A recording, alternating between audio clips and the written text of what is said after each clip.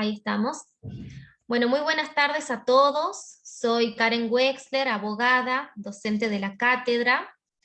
En el día de hoy vamos a desarrollar la unidad número 3, Aristóteles, y van a ver también otra unidad con el doctor Reynoso Pose, la unidad de escuelas socráticas menores, ¿sí? No sé si ustedes han tenido la oportunidad de ir navegando ya por el aula virtual o por el blog que les compartimos de la cátedra. Seguramente pueden haber encontrado allí material, hay videos que hemos preparado los docentes, y también tienen clases grabadas de otros años que seguramente les van a ser de mucha utilidad. Así que bueno, ahora les voy a compartir el Power acá en pantalla, para que iniciemos ya con este tema, debido a que la clase anterior tuvimos que reprogramar, porque nos coincidía con el examen libre de la materia. Ya saben que cualquier duda o consulta, al finalizar la clase, les vamos a habilitar para que hagan preguntas, levanten las manitos, y se les va a ir prendiendo el micrófono si quieren preguntar algo, ¿sí, chicos? De todas formas, todas las consultas y preguntas que tengan también pueden hacerlas a través del aula virtual o en el blog. Yo voy a estar respondiendo seguramente al finalizar esta semana, entre jueves y viernes. Si tienen alguna duda o consulta, yo les voy a estar respondiendo, me comprometo a eso también, chicos, sobre el tema de esta clase. Bien, como les decía, esta clase, ay, tengo chicos en sala de espera. Lautaro, yo no sé si usted podrías aceptarlos vos, yo te hago coanfitrión para que los vayas aceptando a los que entran. Solo tenés que tocar ahí donde dice admitir todo. Ahí está. Bien, esta unidad, chicos, la unidad número 3, siguiendo un poquito el hilo de lo que ya vinieron viendo en las clases anteriores con el doctor Fagalde, vamos a ver a otro filósofo griego, hoy en este caso Aristóteles, ¿sí? Quien fue discípulo de Platón. Vamos a ver entonces en qué difieren, en qué están de acuerdo, qué cosas nuevas va a desarrollar este filósofo. Y sobre todo vamos a analizar los conceptos de la política y la justicia para Aristóteles, que son los temas que están relacionados con nuestra materia. No vamos a ver todas sus obras, simplemente vamos a ver las que están relacionadas con nuestra materia, porque como ya sabrán, si tuvieron posibilidad de leer la bibliografía oficial, Aristóteles tiene obras muy variadas, matemáticas, biología, ¿sí? Sobre muchos temas, pero nosotros vamos a poner el foco en el tema político y en la ética aristotélica, para analizar y desarrollarlo, siempre haciendo una comparación con el Estado y con la polis griega donde él vivió. El material de estudio, chicos, para esta unidad es la bibliografía oficial, se encuentra en el tomo 1 del libro de Rodríguez Paniagua. Allí van a encontrar todo lo que deben ustedes estudiar para comprender esta unidad. Bien, entonces, empecemos a ubicarnos. No lo hago más grande al Power, chicos, porque se traba. La verdad no sé si es porque somos muchos, pero bueno, lo voy a dejar así porque se traba y no pueden continuar ustedes viendo las diapositivas. Pero acá ya lamentablemente no voy a poder seguir admitiendo. Si el doctor Reynoso los puede admitir a los chicos que entran, yo ya no voy a poder admitir más porque se me tapa la pantalla. Lo primero que les voy a recomendar para el estudio de esta unidad y de todas las unidades que vengan, ustedes ya se van a dar cuenta que cada unidad desarrolla el pensamiento, las teorías de un pensador, de un filósofo, de alguna personalidad que definitivamente vivió en un contexto, en un momento y en un lugar determinado. Entonces, lo que ustedes tienen que hacer para una correcta comprensión del pensamiento de la persona a la cual vamos a estudiar, es ubicarla, es hacer estas líneas de tiempo que son necesarias para ver cuál fue el momento y el lugar en el que vivió. Acá yo les empecé haciendo con lo que ustedes ya vieron, presocráticos, sofistas, Sócrates, les van agregando ustedes los añitos, Platón, que vieron en la clase anterior, y hoy estamos en el 384 a.C., cuando nace Aristóteles. Vamos a ver, ustedes tienen que ver, tienen que ir analizando, tal vez algunos de los autores no esté desarrollado el contexto histórico donde vivió ese autor, pero lo tienen que hacer ustedes, ¿sí? Porque comprender lo que una persona decía, o por qué tenía determinada teoría, o por qué tenía ese pensamiento, está relacionado con el lugar y el tiempo en el que vivió la persona, ¿sí? Vamos a ver entonces que en la época en la que vivió Aristóteles, en Atenas, en Grecia, era un momento de guerra, de guerras constantes, de conquista. Y en ese momento exacto donde vivió él, transcurrían las guerras del Peloponeso.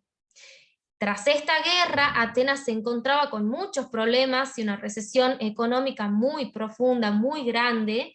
Entonces, la gente obviamente quería escuchar a personas que tengan ideas de cómo salir de esta situación. Y es ahí donde Aristóteles se encuentra un público que realmente tenía ganas de escucharlo, ¿sí? Que se amontonaban para escuchar lo que él decía, lo que él pensaba, lo que él opinaba sobre qué era lo mejor para la polis. La polis, chicos, para Aristóteles, era el lugar donde el hombre se iba a realizar. Mantiene, igual que Platón, esta teoría de la sociabilidad natural.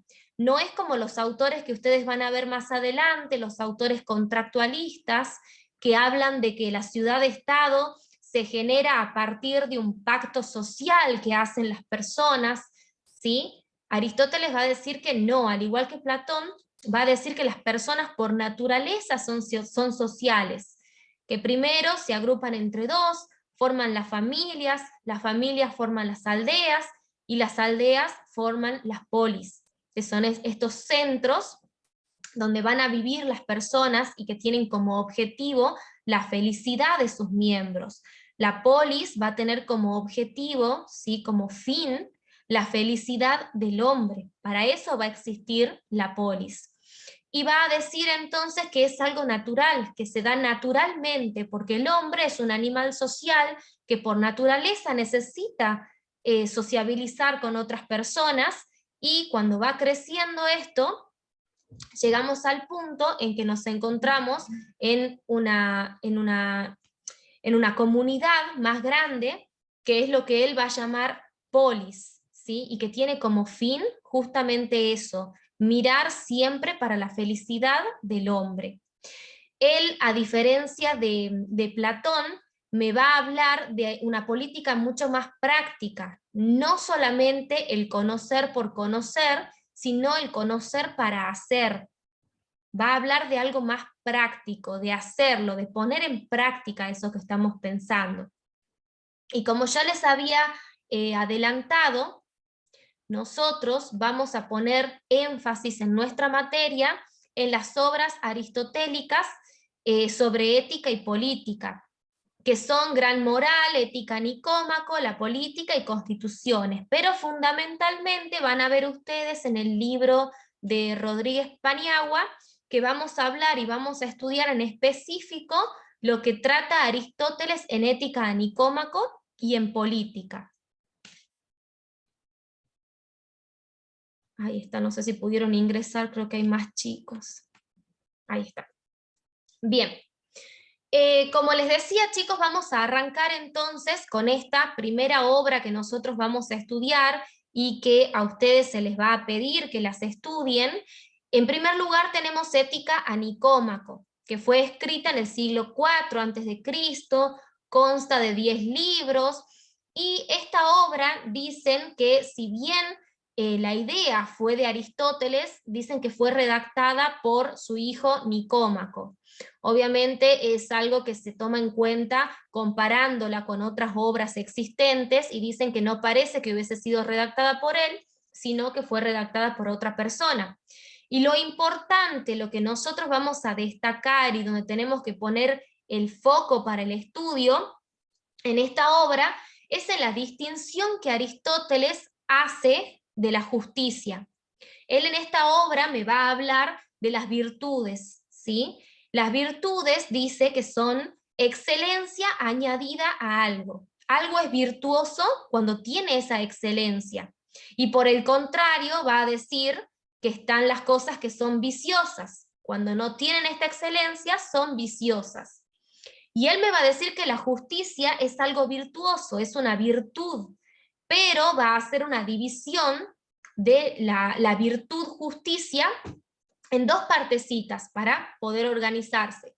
Me va a decir que puede ser tomada como una virtud general y como una virtud particular, ¿sí? Retomemos. Entonces él va a hablar de virtudes como excelencia añadida a alguna cosa.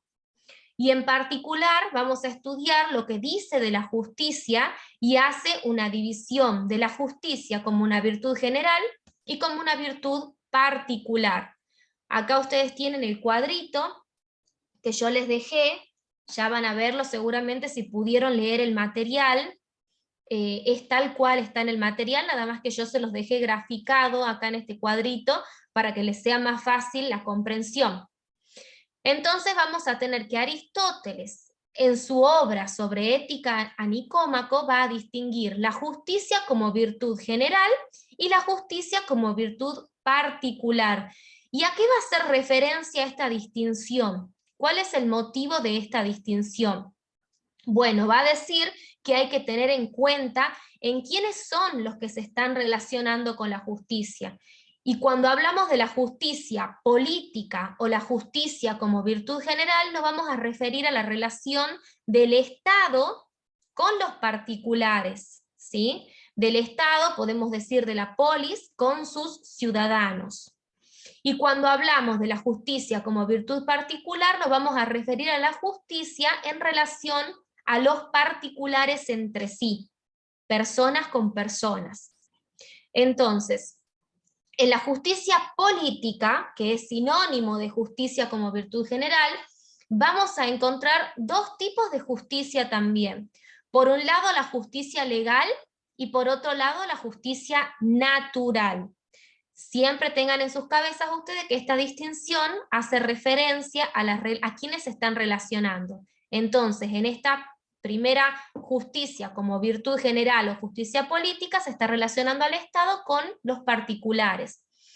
Por ende, vamos a tener que en primer lugar la justicia legal es la que hace que los ciudadanos sean buenos y está determinada por las leyes. El ciudadano que sigue las leyes, que cumple las leyes, es un ciudadano bueno.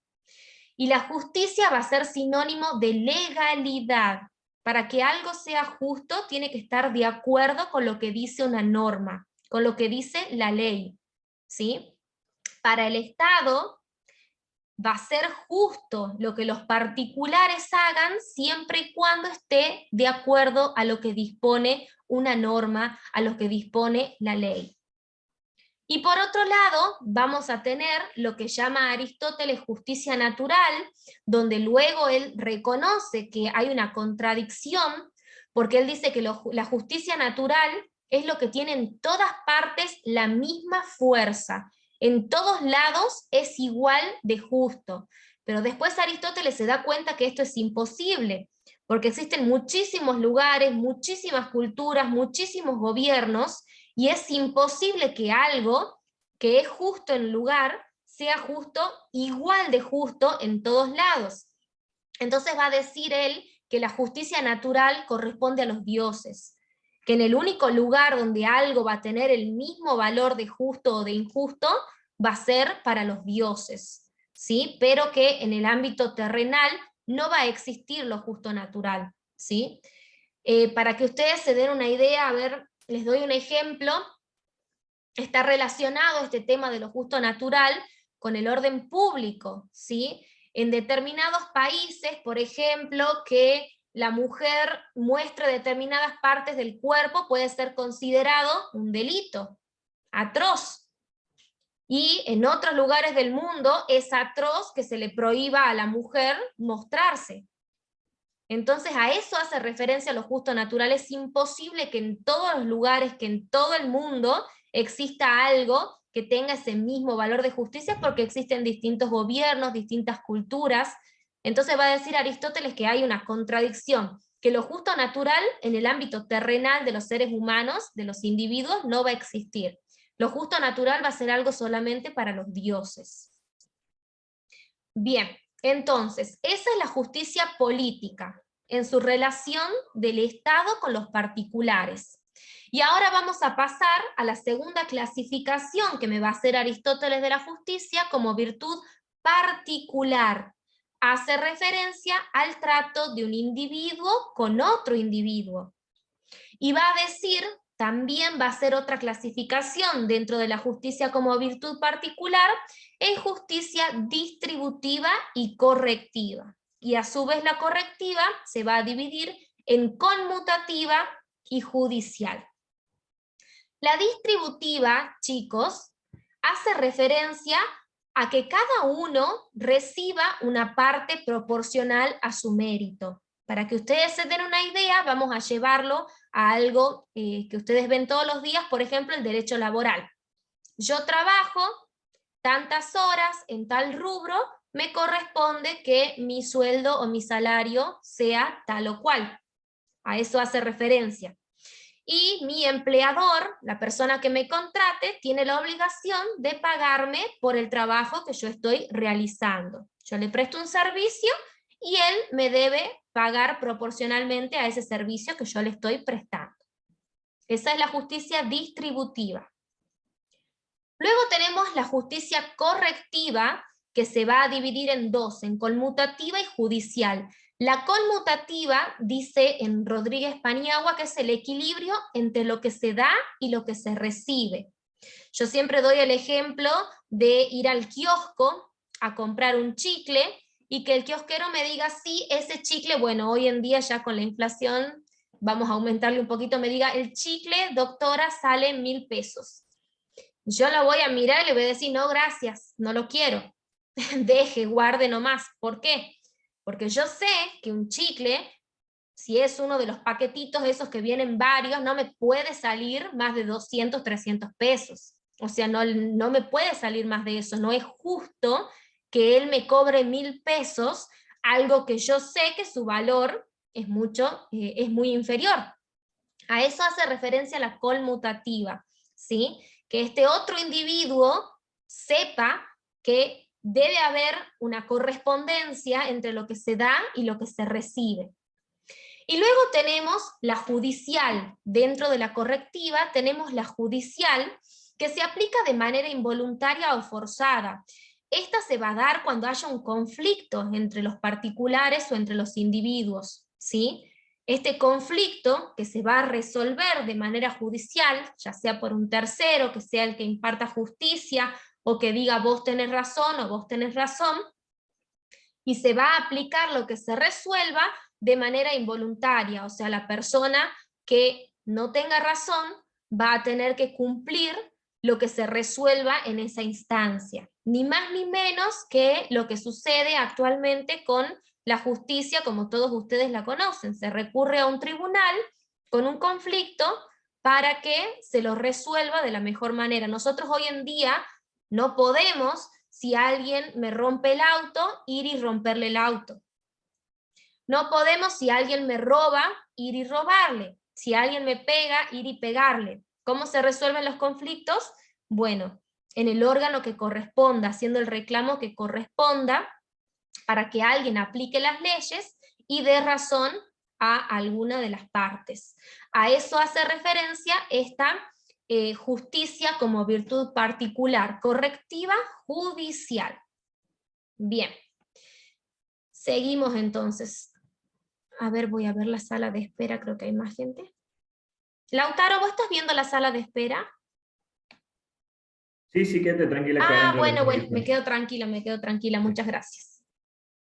Bien, entonces, lo más importante que ustedes tienen que enfocar su estudio de esta obra Ética a Nicómaco de Aristóteles es en estas definiciones y entenderlo bien a una y a otra clasificación de justicia. De todas formas, si no han podido anotar algo de lo que yo estoy hablando, no se preocupen, porque la clase cuando termina es subida al canal de YouTube y al aula virtual. Así que no se preocupen si no pudieron anotar algo, lo mismo tienen ahí videitos y les vamos a subir la clase. Y ahora, chicos, por otro lado, vamos a ver la otra obra que ya les había mencionado, la otra obra de Aristóteles que vamos a estudiar, que es la política. La política literalmente significa las cosas referentes a la polis, y esta obra consta de 8 libros.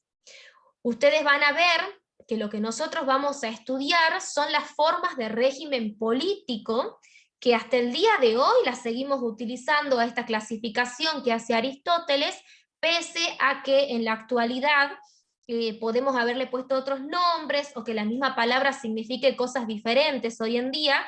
Esta clasificación aristotélica se sigue utilizando hasta la actualidad, para que vean ustedes qué importante que aprendan esto en su primer año de la carrera, ¿no?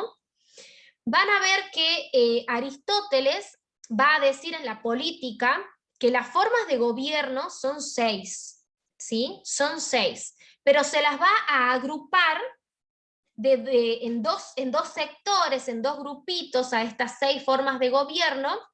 A ver si la paso acá. Dependiendo de lo que él llama si son puras o si son desviadas. Y esta es pregunta de examen, siempre se hace esta pregunta, chicos. ¿De qué va a depender que una forma de gobierno sea pura o desviada? Y en primer lugar va a depender de que se apegue a las leyes, ¿sí? De que se apegue a las leyes, y en segundo lugar, en beneficio o en interés de quién está dirigido todo lo que se hace, todo lo que se realiza, independientemente de cuál sea la forma adoptada. Por eso vamos a tener que dentro de las formas de gobierno puras, tenemos la monarquía, la aristocracia y la república. Para que refresquen un poquito la memoria, la monarquía es el gobierno de uno solo, pero al estar la monarquía dentro de las formas de gobierno puras, siempre y cuando este monarca se apegue a las leyes y gobierne en beneficio de todo el pueblo o en beneficio general, vamos a decir que la monarquía se encuentra dentro de una forma de gobierno pura, ¿sí? Lo mismo con la aristocracia, es el gobierno de unos cuantos. Los aristócratas se suponía que eran las personas más capacitadas, los más sabios para gobernar, pero esta forma de gobierno para Aristóteles va a ser pura siempre y cuando este grupo de personas se apegue a las leyes y gobierne en beneficio de todos o beneficio general. Y finalmente tenemos acá la república, que es lo que nosotros conocemos como democracia. Aristóteles le llamaba república, pero el concepto es lo que nosotros utilizamos ahora para definir a la democracia, que es el gobierno de la mayoría en beneficio de todos. Y esta república va a estar dentro de las formas puras siempre y cuando los que estén detentando el poder se apeguen a las leyes y lo hagan y gobiernen en beneficio de todos. Y por otro lado vamos a tener las formas de gobierno desviadas, que en número se corresponden. Ustedes pueden poner estas 2 diapositivas juntas y hacer un cuadrito. En número se corresponden con las puras, porque tenemos la tiranía, gobierno de uno solo, oligarquía, gobierno de unos cuantos, y acá van a ver que a la forma desviada Aristóteles le llama democracia, pero es lo que nosotros conocemos como demagogia, ¿sí? Que es el gobierno de la mayoría en beneficio de los que ejercen el poder. Y en este caso también, para reconocer una forma de gobierno desviada, yo tengo que hacer este análisis. Si los que gobiernan no se apegan a las leyes, no cumplen con las leyes, y no gobiernan en beneficio general del pueblo, entonces nos encontramos en una forma de gobierno desviada. Finalmente, Aristóteles no va a ir por una o por otra, no va a elegir, no va a decir que para él la mejor forma de gobierno es tal o cual, pese a que en algunos lugares diga que sí, simplemente él se va a conformar con que no sea ninguna de las desviadas.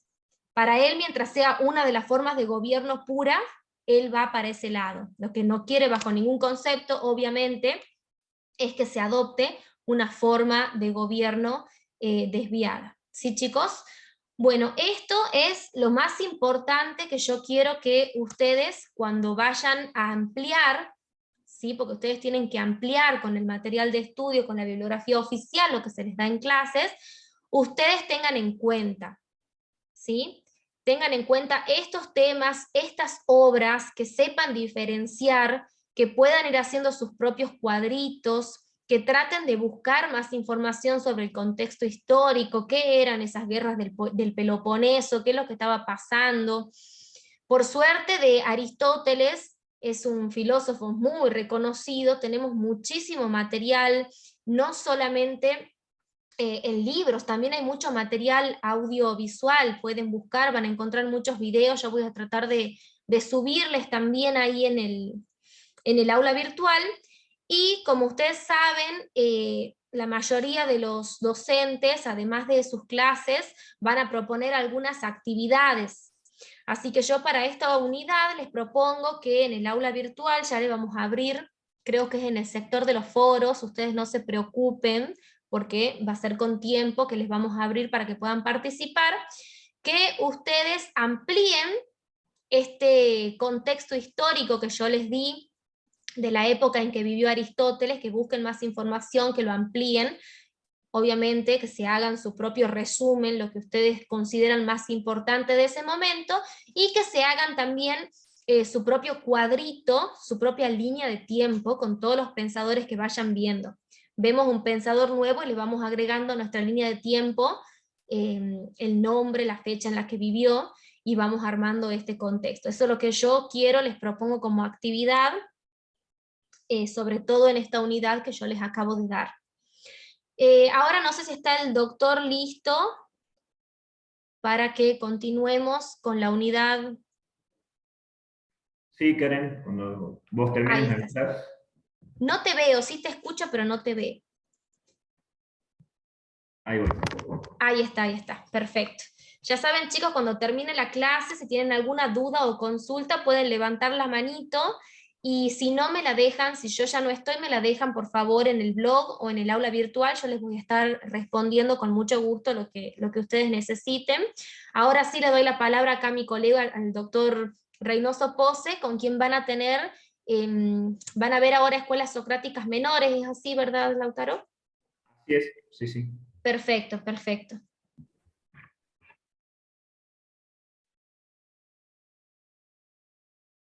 Bien. Bueno, buenas tardes a todos y a todas. Muchas gracias a la doctora Wexler.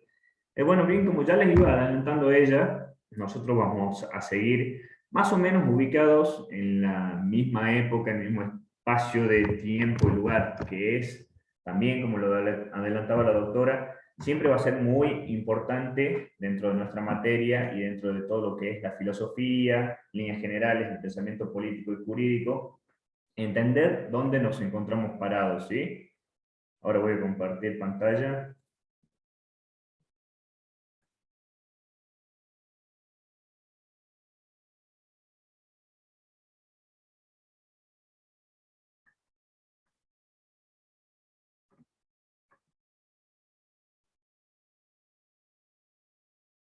Ahí creo que ya debería estarse viendo bien.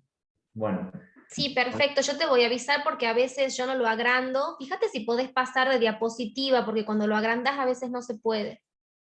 Perfecto, sí, sí, perfecto. sí, un segundito les pido, conecto la computadora porque tengo miedo de quedarme sin batería nomás y seguimos.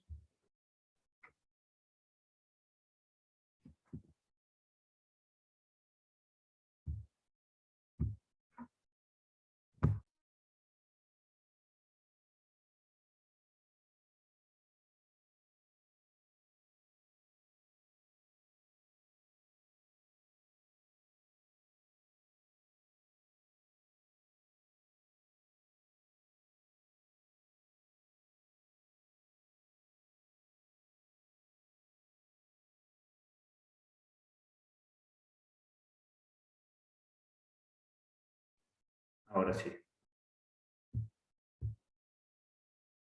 Bien, como les decía, nosotros vamos a estar viendo ahora lo que correspondería a la unidad 4 del programa, ¿sí? Lo que sería cínicos y cirenaicos, el helenismo, epicúreos, estoicos y escépticos.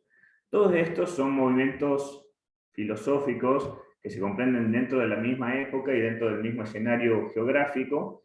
No se asusten, son todos nombres bastante particulares, pero vamos a intentar ir haciendo unos paralelismos tanto entre los personajes que los componen, la época de la que estamos hablando y el contenido mismo de sus filosofías, para que no vayamos perdiéndonos, y al ver los elementos comunes que tenemos, vamos a poder trazar unas líneas que nos van a poder ayudar a identificar el periodo del que estamos hablando, y con eso el contenido de la filosofía, que tiene muchos puntos en común en este periodo, ¿sí? Ahora sí estoy teniendo problemas. Ahora sí. Bueno, el primero y el primer espacio filosófico que vamos a ver se denomina el de los cínicos, ¿sí? Acá tenemos la etimología de la palabra, que deriva de quión, igual a perro, como nos dice acá.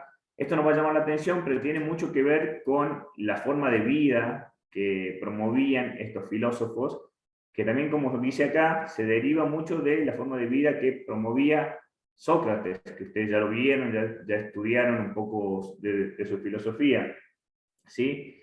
Estamos hablando de la Grecia antigua, del 300 a.C., y este grupo filosófico, cuyo fundador fue Antístenes, como vemos, fue un discípulo de Sócrates. De ahí viene obviamente las escuelas socráticas menores.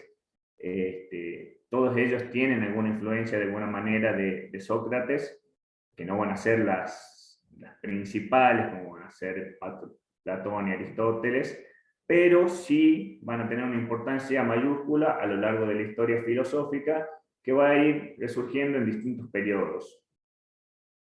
Como les decía, esta forma de vida que llevaron, una forma de vida ascética, se orientaba a distanciarse de los placeres terrenales, digamos, de la forma de vida exagerada, o lo que no se identificaba a través de las enseñanzas de su maestro como los valores que debían regir la vida de un filósofo, ¿sí?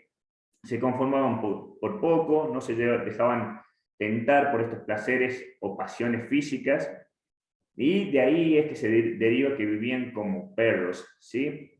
En este sentido, hay que ver que esta actitud de vida, hay una analogía bastante actual, digamos, aquí dentro del mismo libro, que se los clasifica, entre muchas comillas, digamos, como los hippies de la época actual. ¿Por qué? Porque este grupo filosófico se clasificaba por encontrarse opuesto al orden establecido, pero sin embargo tampoco tenían las características de ser rebeldes, radicales, ni unos anarquistas, o sea, en el sentido de anarquistas de oponerse violentamente al orden establecido, ¿sí? Sino que promovían más bien una forma de vida individual en la que, a diferencia de lo que justamente les comentaba la doctora Wexler, que pasaba en la época de Aristóteles, en la que se analizaba más bien los roles que le cabía a cada una de las partes en la sociedad en función de la polis, o sea, una vida colectiva, comunitaria. Esta escuela filosófica tendía más bien a una existencia individualista en la que las personas se entendían como parte del mundo y no como la polis, ¿sí? Eso vemos en la siguiente diapositiva. Se renunciaba a este sentido de polis y se tomaba este concepto de cosmopolita, ¿sí? Una visión universalista e individualista. Esto también tiene que ver un poco con el paralelismo que se hacía con esta ideología hippie, en el sentido que se trataba de una actitud, una forma de vida, ¿sí? Despojada de los placeres, y tendiente específicamente a cultivarse individualmente y como forma colectiva, pero la universal, la del mundo conocido, y no como un engranaje más, le llamemos, dentro del funcionamiento de la polis. ¿Sí? Esta filosofía también coincidía, por ejemplo, con la filosofía aristotélica, como ya les dijeron, en el sentido que tendía a ser eminentemente práctica y popular. ¿Sí? No tenía un contenido doctrinario demasiado establecido o demasiado avanzado, ¿sí? No vamos a encontrar demasiados libros con máximas, con mucho contenido doctrinario al respecto, sino más bien se tendía a tener enseñanzas fáciles de comprender para la población, que se podían transmitir en discursos, con frases incluso muy reconocidas y hasta graciosas a veces. Una de las anécdotas que se cuentan o se recuerdan al momento de enseñar la filosofía de esta tendencia es, por ejemplo, la historia de Diógenes, uno de sus máximos exponentes, Diógenes el Cínico, en su encuentro con Alejandro Magno. A ver si nos ubicamos de nuevo en el periodo histórico del que estamos hablando. Tenemos que recordar que Alejandro Magno fue una de las figuras históricas de mayor influencia en la antigüedad, creador de un imperio de los más grandes que vio la historia humana. En esta anécdota se supone que Alejandro Magno se presenta ante Diógenes, que ya era conocido como un filósofo de renombre, digamos, y le ofrece cualquier cosa que él se pueda imaginar a cambio de su conocimiento, a cambio de su guía. En este sentido, le hace una petición a cambio de todo lo que estuviera en su poder, que en ese mundo de la Grecia antigua, de la Macedonia, era prácticamente todo lo conocido. Y la respuesta de Diógenes el Cínico se supone que es que lo único que le pide es que se corra porque le estaba tapando el sol, ¿sí? Esta historia lo que intenta expresar es un total desinterés por los placeres físicos o mundanos, renunciando totalmente a lo que le podía ofrecer la persona más poderosa del mundo, y en cambio seguir con su forma de vida, está la de, entre comillas, la de un perro, renunciando justamente a estos placeres, ¿sí? Justamente aquí tenemos un poco de la historia que les comentaba, incluso que Diógenes vivía dentro de un tonel, digamos, intentando demostrar que incluso no hacía ni falta tener una casa, al extremo de decir que no necesitaban ninguna de las comodidades de que el mundo físico, le llamemos, o el mundo material podía propinarle, ¿sí? Bien.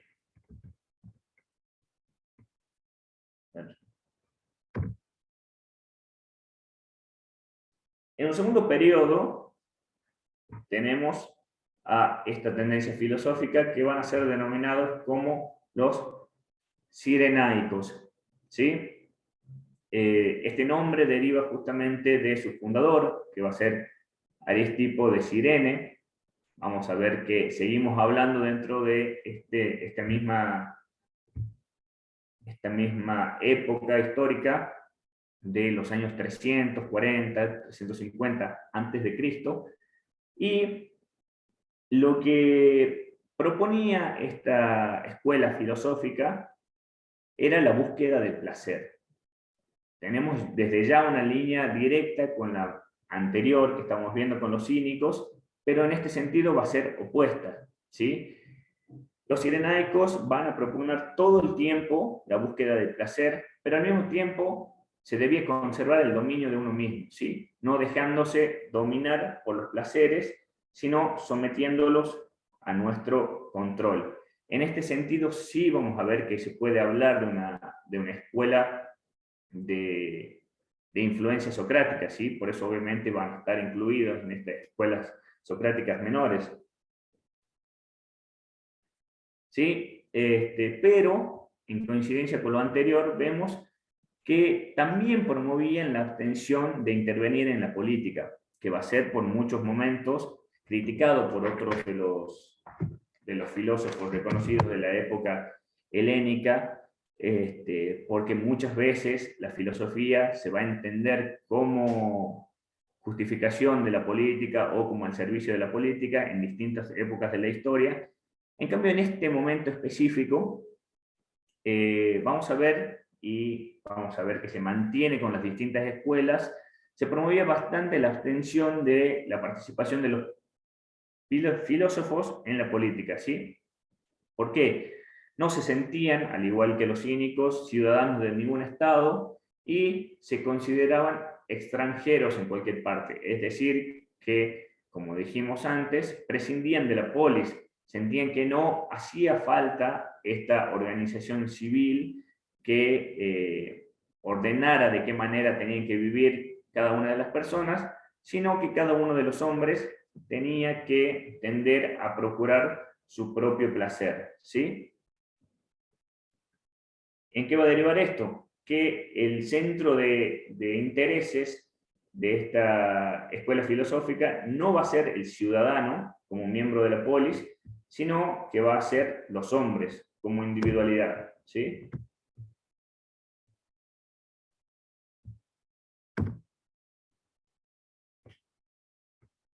Bien. Dentro de los principios de los cirenaicos vamos a diferenciar dos grandes principios. El principal va a ser que lo natural al hombre es buscar el placer y alejarse del dolor, de modo que cuando no tenemos, queremos otra cosa, ¿sí?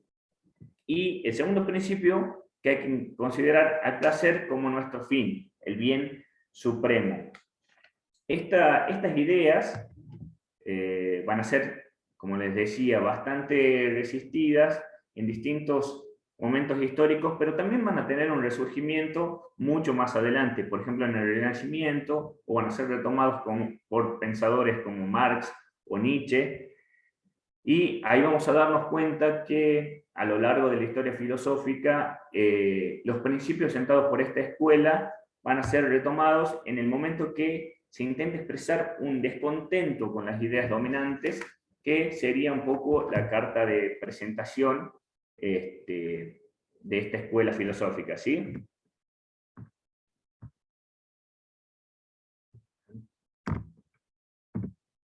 Antes de pasar al helenismo, tenemos que recordar que de manera que se va a ver en otras de las escuelas filosóficas que tenemos un poquito más adelante, son tres temas los principales de la construcción filosófica de los cirenaicos. Por un lado va a estar lo que se denomina la filosofía, la física y la ética, ¿sí?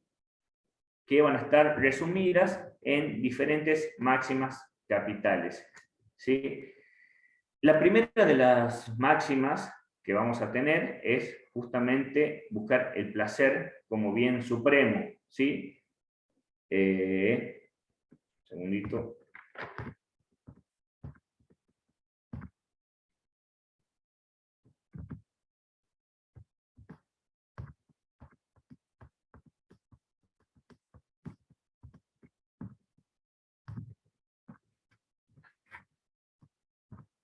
Pequeño problema con el power.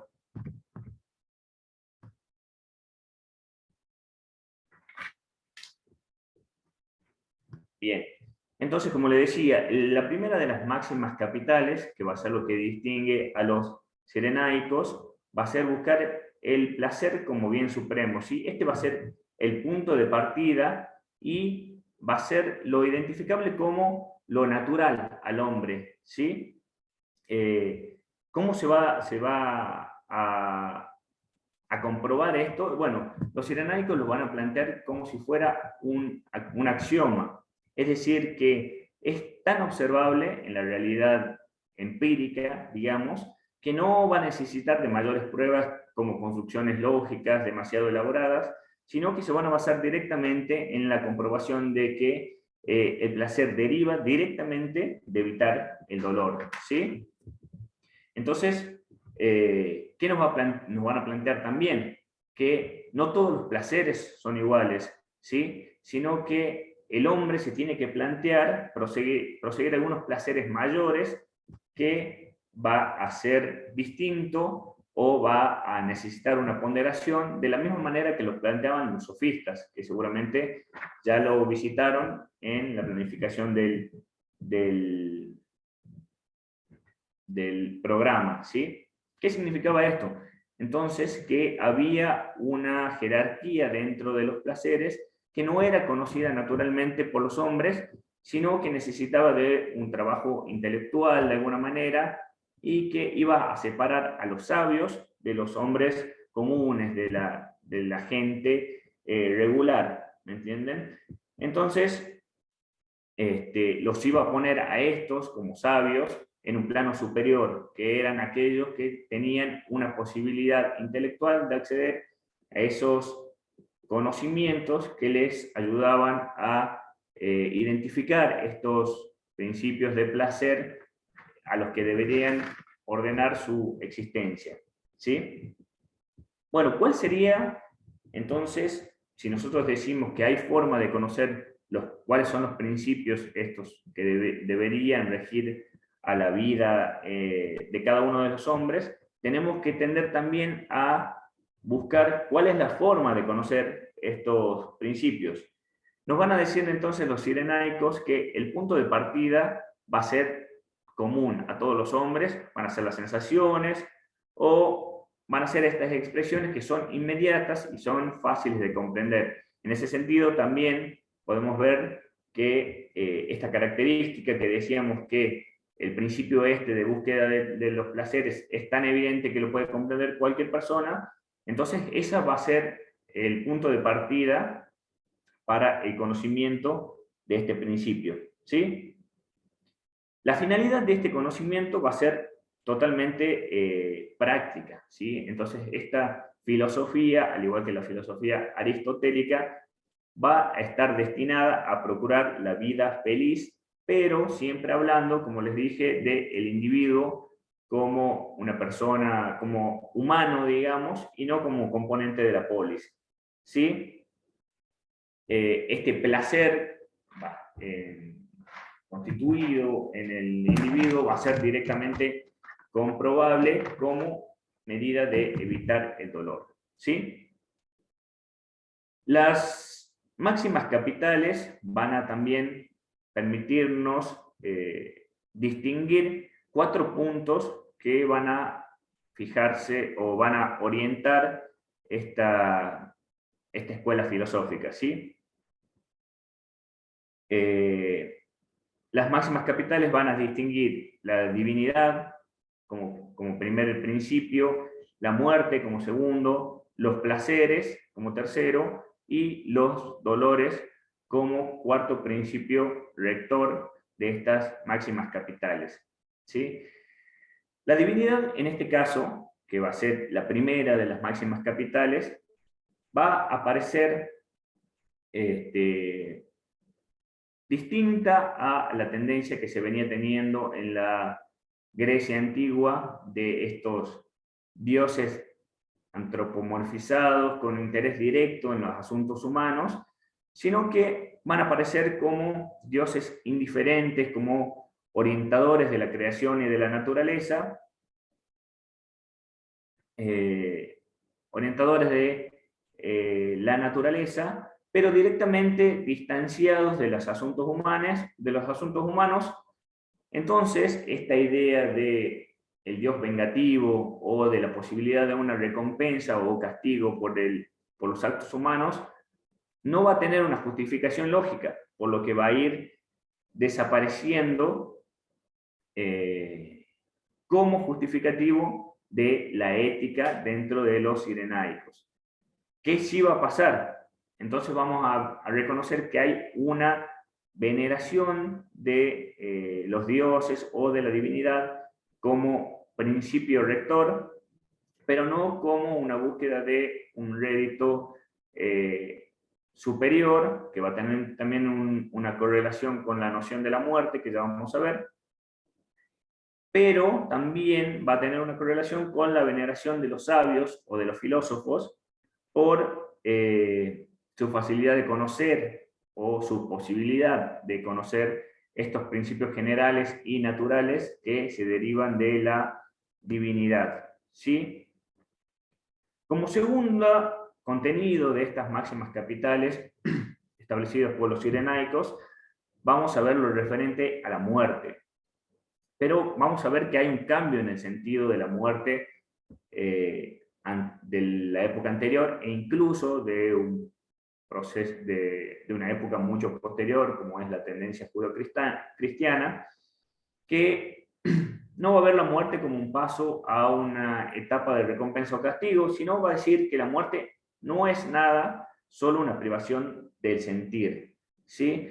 Recordemos que si estamos diciendo que los placeres es lo principal para esta filosofía, el sentir va a estar directamente ligado con estos placeres, ¿sí? Entonces la muerte, al ser la privación total de este sentir, no va a ser nada, no va a tener un significado mayor para los cirenaicos, ¿sí?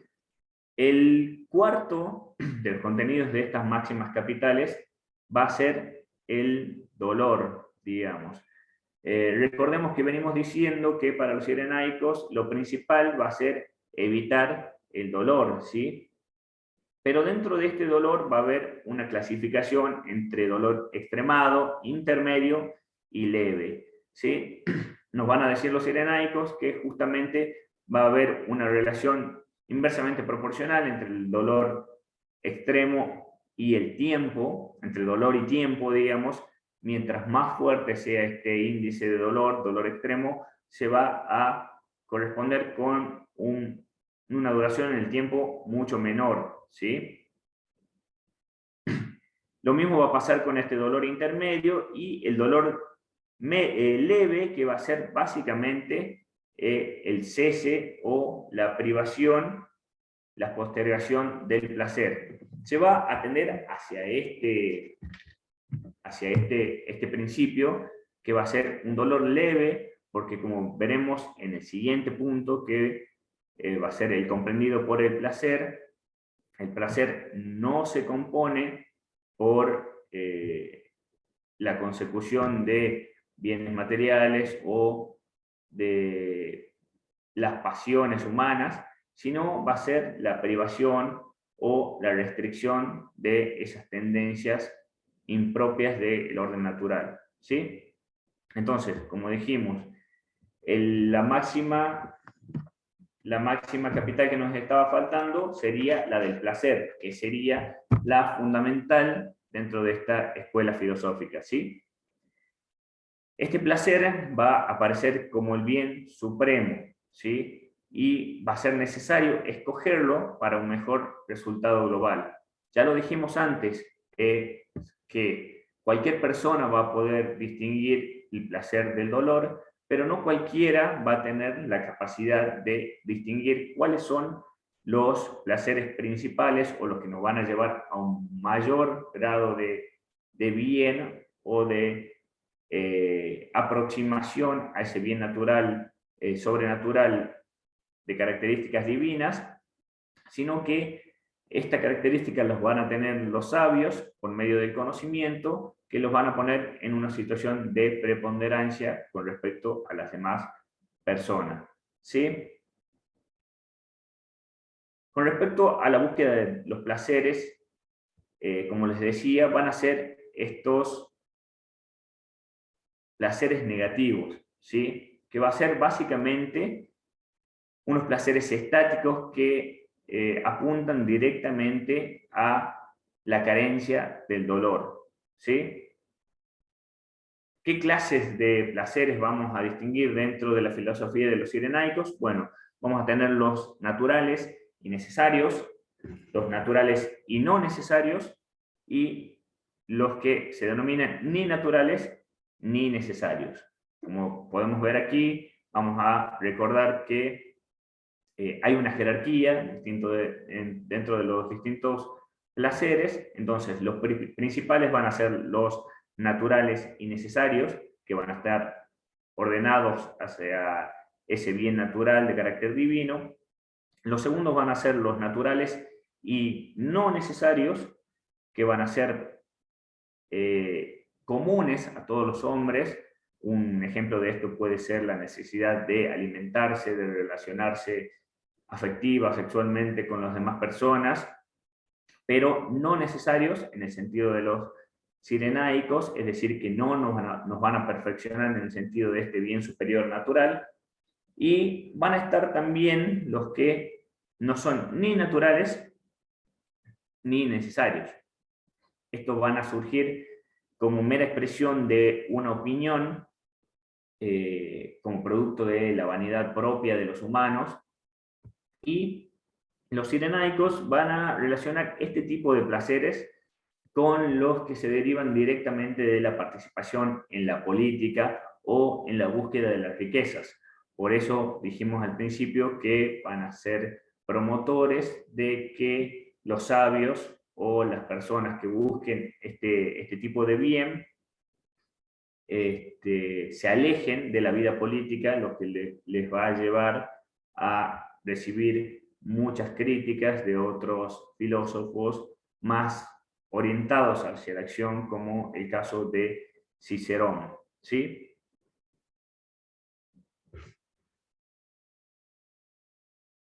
Bien. Los placeres naturales son independientes, no dependen de una necesidad y son autosuficientes, ¿sí? Estos placeres nos van a tender hacia una vida de austeridad, como les decía al principio, con respecto a las características de esta escuela filosófica, ¿sí? ¿Qué va a pasar entonces? Vamos a ver que todas las relaciones humanas y las relaciones institucionales, de alguna manera, van a tender a regirse por la conveniencia, ¿sí? Hacia la búsqueda de estos placeres que van a ser la guía fundamental dentro de esta filosofía. Así las relaciones de amistad, incluso las relaciones de derecho, van a estar guiadas por estos principios.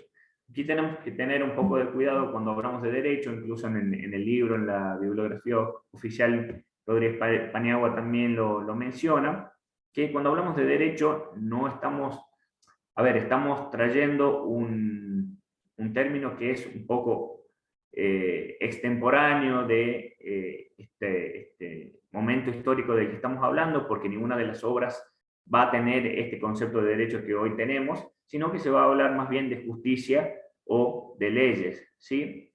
En este sentido, la justicia, identificada por los cirenaicos, va a tener una influencia bastante grande de la noción que se traía de Platón, ¿sí? La de dar a cada uno lo suyo.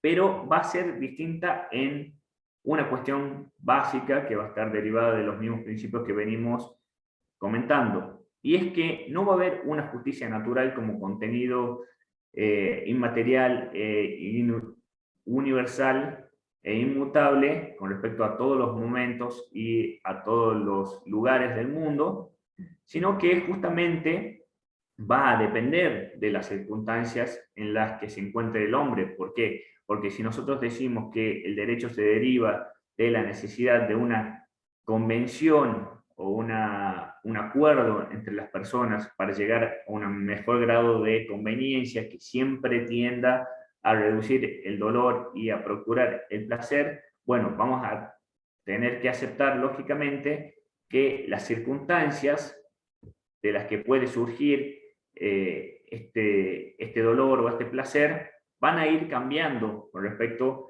a las distintas sociedades y los distintos momentos, lo que quiere decir que este derecho o esta justicia no va a tener un contenido inmutable, sino que va a tener la posibilidad de adaptarse y que esta conveniencia sea buscada de distintas maneras o por distintos mandatos en distintos momentos de la historia, ¿sí? ¿Qué va a significar esto? Que si el derecho no tiene un contenido propiamente bueno, naturalmente, digamos, o que sea inmutable, no va a existir la justicia, como un conjunto de principios generales, por lo que la injusticia en sí no va a estar ni bien ni mal. Entonces, tenemos que preguntarnos cuál va a ser la motivación de estos filosóficos para buscar la consecución de la justicia. Y bueno, ellos nos van a decir que dentro de este principio de procurar evitar el mal, la injusticia va a ser evitada por los hombres por el propio miedo que les va a producir tener cierta conciencia de que hay personas que están dedicadas a castigar, a detectar y castigar a aquellas personas que se oponen a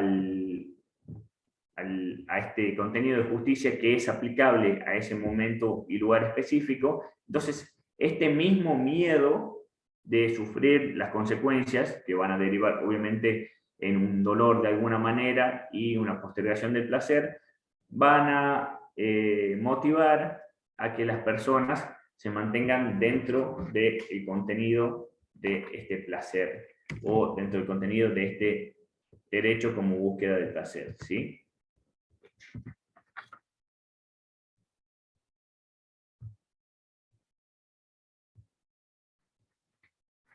Bien, ya continuamos un segundito.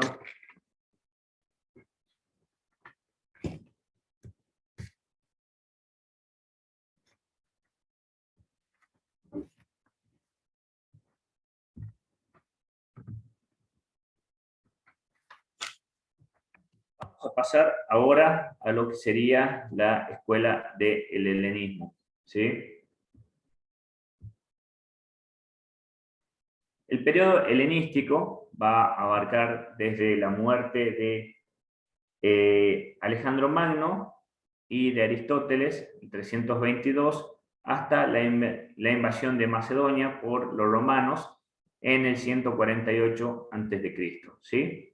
Esto va a marcar, como dice aquí en el Power, una nueva etapa dentro de la historia del pensamiento y va a marcar también que la ciudad-estado va a encontrarse en ruinas, no solo en la política, sino que en la cultura del hombre griego en general. Esto va a generar, como les decía, un escepticismo con respecto a la política y a la participación misma en la política, porque se van a suceder una serie de monarcas despóticos que van a generar que a las personas les resulte lo mismo participar en una política porque no van a tener una posibilidad de hacerlo activamente o de influenciar el resultado de la política mediante su participación, ¿sí?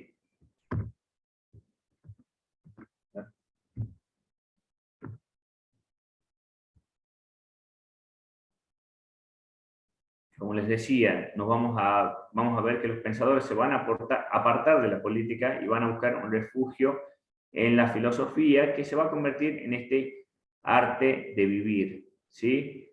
La enseñanza del ideal de vida del sabio y el hombre que sabe distinguir entre lo verdaderamente importante y lo aparente, entre lo necesario e imprescindible, lo accesorio y lo superfluo. Vamos a ver de nuevo que la idea de la polis es sustituida por la cosmópolis, la sociedad de todo el género humano, ¿sí? Se identifican con Sócrates, como todas las demás escuelas socráticas, y va a haber una identidad entre el saber y la virtud, ¿sí? Ahora continuamos.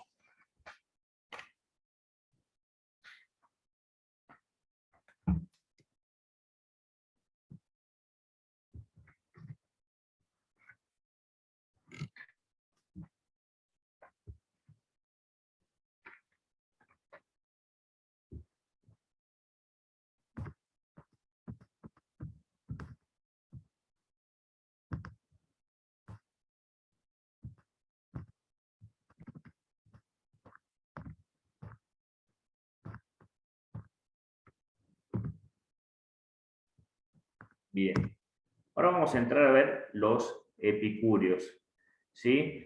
Acá estaba el pequeño desfasaje del power que yo tenía, por eso me quedé con los cirenaicos y empecé a hablar sobre algunos de los principios de los epicúreos, que también se relacionan, pero vamos a repasar entonces lo que hablamos.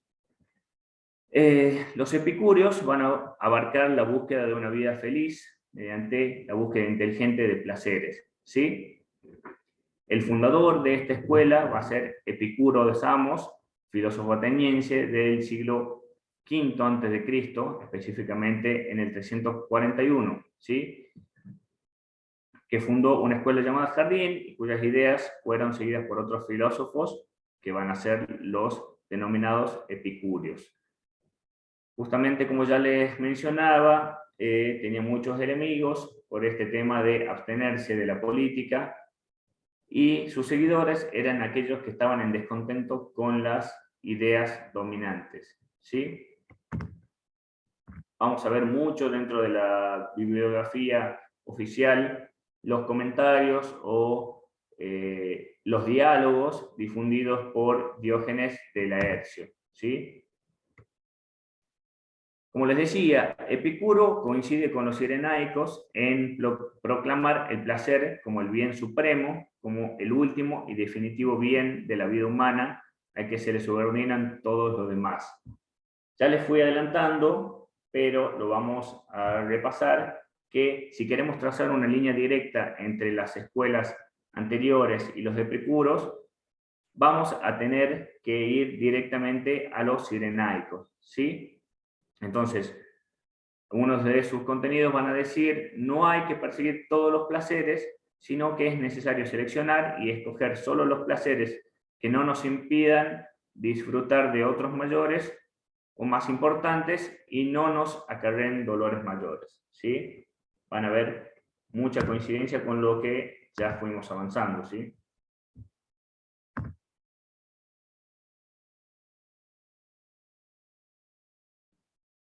Ustedes pueden ir leyendo a medida que vamos pasando el power que las máximas de Epicuro van a mantenerse en línea con lo que veníamos conversando hasta este momento, ¿sí?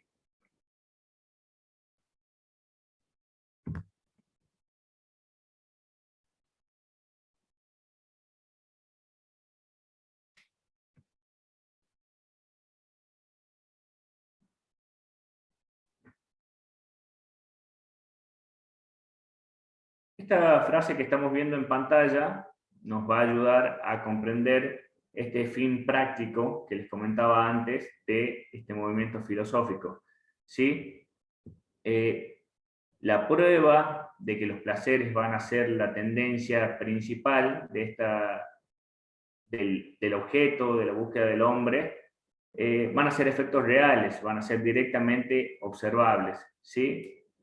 No va a ser necesario un fingimiento o ningún tipo de actividad falsa, digamos, sino que el conocimiento va a estar al alcance de, el conocimiento de estas máximas van a estar al alcance de todos directamente por la comprobación fáctica, ¿sí? Bien, vamos a revisitar cuáles son los 4 temas fundamentales de la filosofía epicúrea, ¿sí? Las máximas capitales, como le decía, la divinidad, la muerte, los placeres y los dolores, ¿sí?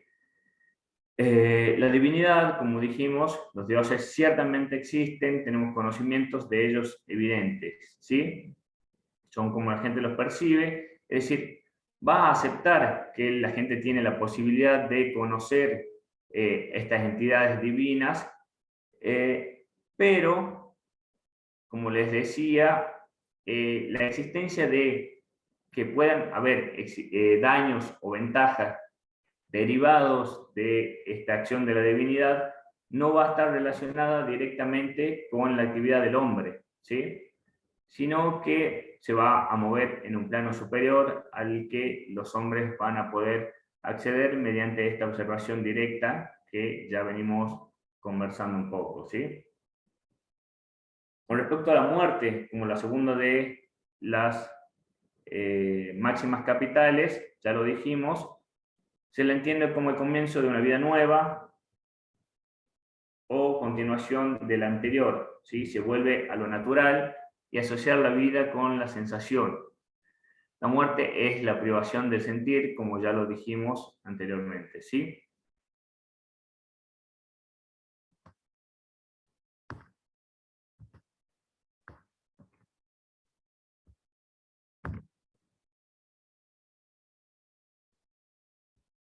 Bien, con respecto al dolor, justamente también lo hicimos la relación, hablando de los serenéicos, de las distintas posiciones, en concreto el extremo, el intermedio y el leve, ¿sí?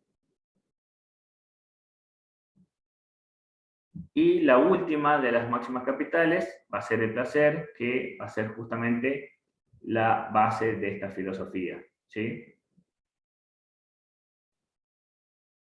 Hablamos también un poco ya de los distintos tipos de deseos, los naturales y necesarios, naturales y no necesarios, y los no naturales ni necesarios, ¿sí? Como les decía, los naturales coinciden con los deseos negativos, que son fáciles de satisfacer, como alimentarse, la necesidad de abrigo y la necesidad de seguridad.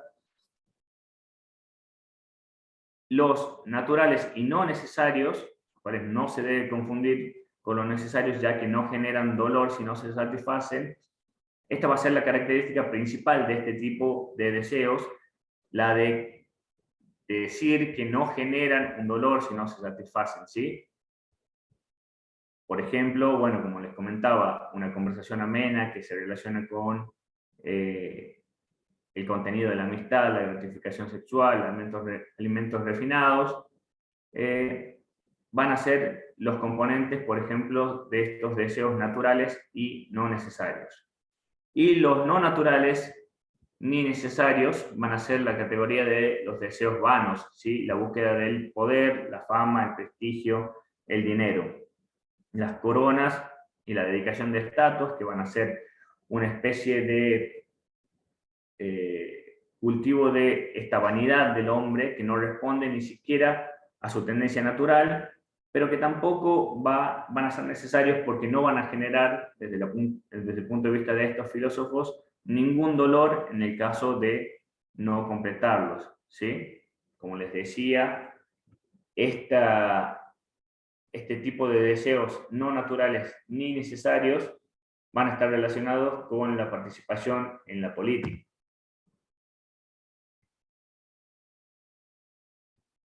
De nuevo, como ya adelantamos con respecto al al derecho, vamos a ver que guarda una conexión con la justicia y las leyes, ¿sí? La justicia como la relación entre los seres humanos, que consistía en que se diera lo que le correspondía a cada uno. Ese sentido platónico que ya hablamos un poco más adelante, que va a ser el que va a derivar en las discusiones y divergencias sobre cuál es el contenido exacto de esta justicia, ¿sí? Y la ley está establecida para los sabios, no para que cometan injustos, sino para que no lo sufran, ¿sí? Finalmente, vamos a pasar al contenido de la filosofía de los estoicos, ¿sí? De nuevo, nos vamos a colocar en la etapa histórica de la Grecia antigua, en el 300 antes de Cristo, donde los estoicos van a aparecer inmediatamente después de la escuela anterior que vimos, ¿sí? Su fundador va a ser Zenón de Citia y va a dividirse su influencia en 3 etapas, fijándonos nosotros, siguiendo la bibliografía oficial, específicamente en la primera de ellas, ¿sí? Los estoicos, en este sentido,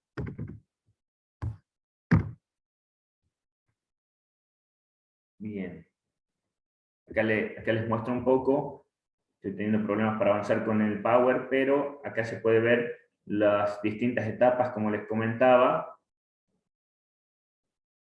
en las que nos vamos a ir situando, pero haciendo énfasis especialmente en la antigua por sus características distintivas. ¿Sí?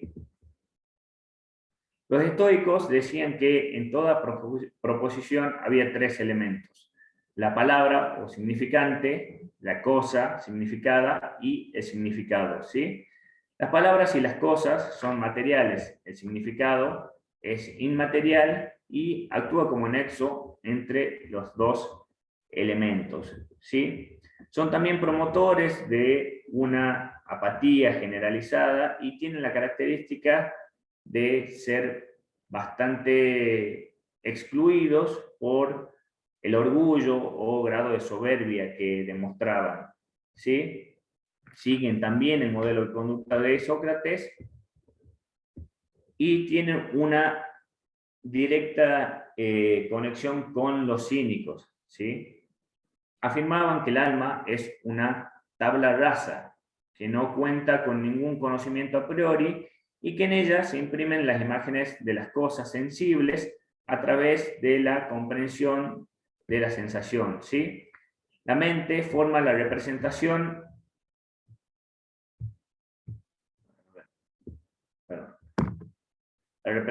a partir de las señales que recibe de la sensación. ¿Sí? ¿Cuál va a ser el contenido de la filosofía del estoicismo? Bien, defendían que todos los cuerpos se componen de dos principios, ¿sí? Uno pasivo, la materia, y otro activo, el fuego o neuma. El único incorpóreo es el vacío, el espacio, el tiempo y los significados, ¿sí? Con respecto al neuma, que sería este principio activo o fuego, en los vegetales genera el crecimiento, en los animales actúa como alma y en el hombre actúa como la razón. ¿Sí? Va a tener distintas características dependiendo al cuerpo o al tipo de organismo de que se trate, pero afectando siempre a toda la naturaleza. ¿Sí? Este fuego contiene dentro las ideas de todo lo que ha de pasar. El continuo cambio se desarrolla en ciclos idénticos que se repiten eternamente. ¿Sí? Vamos a ver que en un universo regido por la razón, el sabio debe aceptar su destino. Sucede que lo que debe suceder es justamente el contenido de este destino que va a ser una de las bases de esta filosofía estoicista. ¿Sí? Todo es racional y es justo. El ideal de los estoicos es vivir de acuerdo con la naturaleza. ¿Sí? Para alcanzar esto se deben dominar las pasiones, que va en el mismo sentido de otras de las escuelas que venimos viendo hasta el momento. Y quien logra dominarlas alcanza la tranquilidad y va a aceptar su destino y superar las pasiones alcanzando la virtud.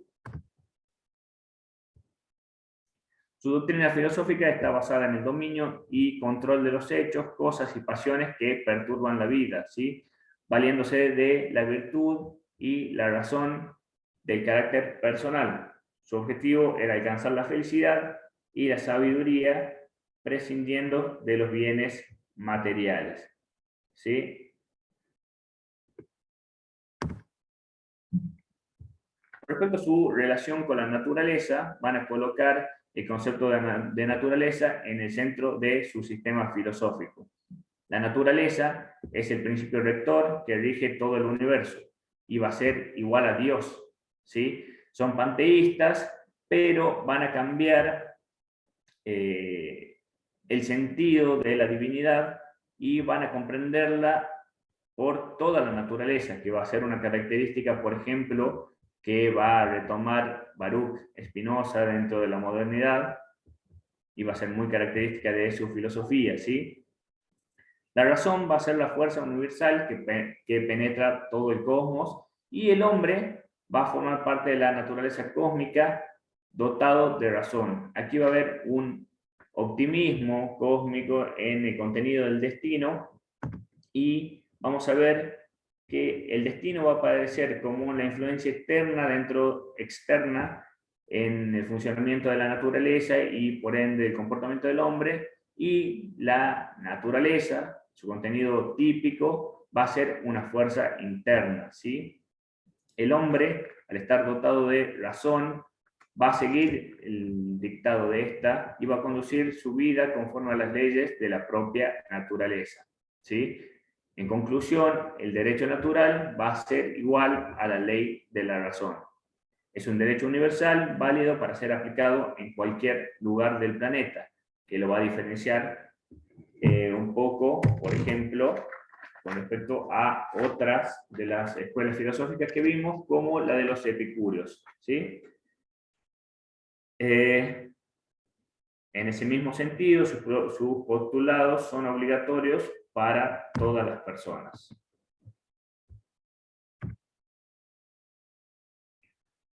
Van a promover también la igualdad ante la ley de todas las personas, ¿sí? Ya que no deben existir dos ciudades con sistemas jurídicos diferentes o heterogéneos. Esto es una derivación de lo que estábamos diciendo antes. Si la ley tiene un contenido universal, obviamente va a comprender a todas las personas de la misma manera y a todos los sistemas jurídicos en igual sentido, ¿sí? Va a haber una filosofía cosmopolita, lo que quiere decir que va a alcanzar justamente a todas las polis, afirmando que así fue en un estado primitivo de la historia, ¿sí?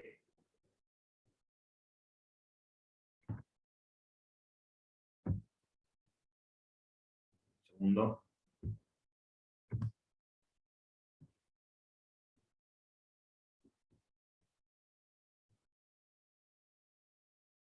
Con respecto a este estadio primitivo de la historia, vamos a ver que las personas no se dividían ni por clases, ni por nacionalidades, ni por situación económica. No imperaba ninguna de las denominaciones del hombre sobre sus semejantes.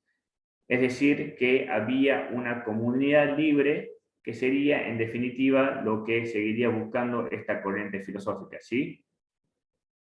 Esto va a desaparecer como una especie de modificación de este, que podemos, bueno, trazar alguna semejanza en lo que más adelante veremos como el estado de naturaleza, va a desaparecer cuando surge la ambición y el egoísmo, que van a llevar contenidos también la propiedad privada, el gobierno, el matrimonio y las distintas instituciones organizadoras de la vida en sociedad. Como segundo estadio, vamos a ver que el derecho natural, a ser perfecto y absoluto, que debió ser sustituido por otro relativo que toma en cuenta la naturaleza imperfecta del ser humano y las condiciones reales de la nueva situación, ¿sí? Pero que inexorablemente busca evitar discriminaciones sustentadas en razón de sexo, raza, nacionalidad y dinero. Con respecto al derecho natural, tenemos que decir que busca impulsar por sus preceptos la libertad y la igualdad del hombre, gran influencia en el desarrollo posterior del derecho. Como dijimos antes, este derecho natural va a ir avanzando a medida que las necesidades del hombre así lo requieran, surgiendo, por ejemplo, de esta corriente filosófica, los padres de la Iglesia y pensadores medievales, ¿sí? Que van a ser grandes justificadores, intelectuales, digamos, o pensadores de las instituciones que van a perdurar hasta el día de hoy, ¿sí?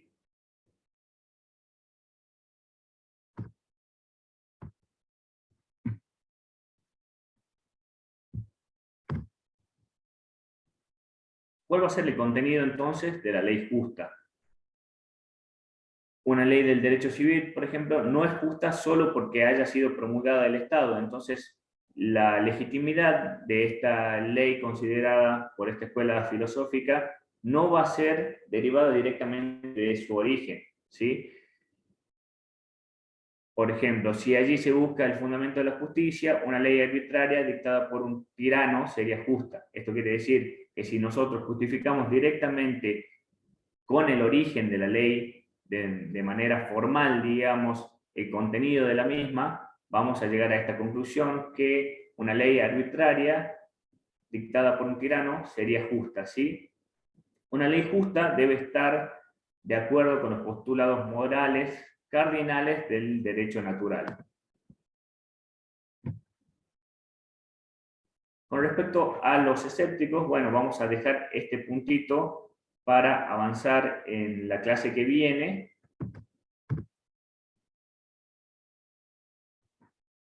Pero de todas maneras les voy adelantando que este Power y todas las actividades y demás material que tengamos disponible en el blog y en la página de la cátedra van a estar a todo momento a su disposición, por lo que ustedes van a poder ir consultando punto por punto, ¿sí? Con respecto a este punto de los escépticos, vamos a continuar, como le digo, en la clase que viene, ya sea una de las clases programadas o vamos a subirlas directamente al blog con el contenido que nos estaría faltando, ¿sí? Para que no nos extralimitemos con el tiempo de clase y el contenido. Estamos un poco complicados y tuvimos que avanzar un poco apurados por el hecho de haber suspendido la clase de lunes por los exámenes libres, así que espero que no haya sido demasiado entreverado las relaciones que intenté trazar entre una y otra de las corrientes filosóficas que fuimos viendo, pero, como les digo, vamos a continuar desarrollándolas en mayor profundidad. Yo también me comprometo a subirles una especie de apunte, le llamemos, para que lo tengan de guía, siempre teniendo en cuenta que la bibliografía oficial, como les dije, va a ser la de Rodríguez Paniagua, ¿sí?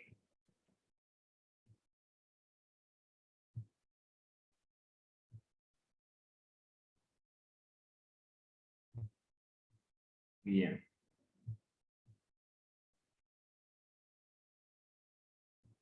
Bueno, con eso vamos a concluir el contenido de la clase de hoy. Como les dije, todo lo que sea el contenido complementario va a quedar a disponibilidad de ustedes en el blog, ¿sí? Y en el aula virtual. Y también, como lo dijo la doctora Wexler, todas las dudas con respecto a esta cuestión las vamos a ir despejando a medida que las preguntas se puedan ir expresando en el blog de la página, ¿sí? Les dejo un saludo grande a todos y vamos a continuar con el cursado la semana que viene como ya estaba programado, ¿sí? Buenas tardes.